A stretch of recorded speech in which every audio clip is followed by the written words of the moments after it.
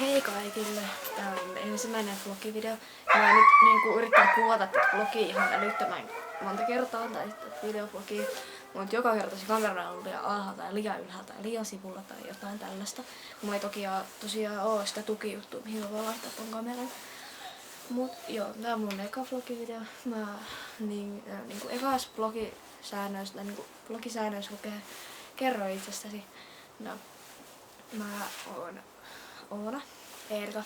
Tää niinku sanotaan Eerikaksi aika paljon, mutta kuitenkin. Sitten mä oon 153 senttiä pitkä, asun Kouvolassa, käyn Eskolman Jopoa.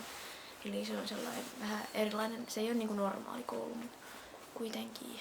Ja mulla on tällä hetkellä Riittikä, Smiley ja Kielikoru ja Snake Beatsit, mutta mä en osaa sanoa sitä edes, mutta tosiaan mä oon ottanut ne pois tosta.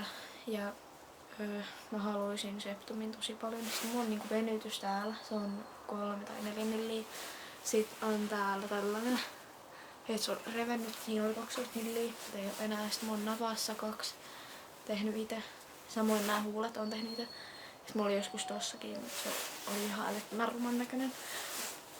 Ja mä haluan kertoa teille, että minkä takia mä aloitin vloggaamisen ylipäätänsä.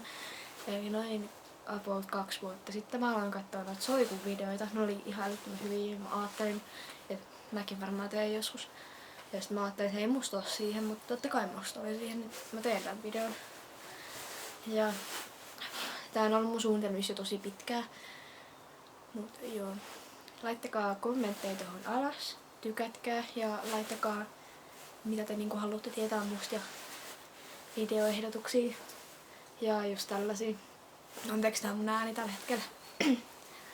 Ja mut löytää Facebookista, Kikistä ja tästä nyt Askista. Oona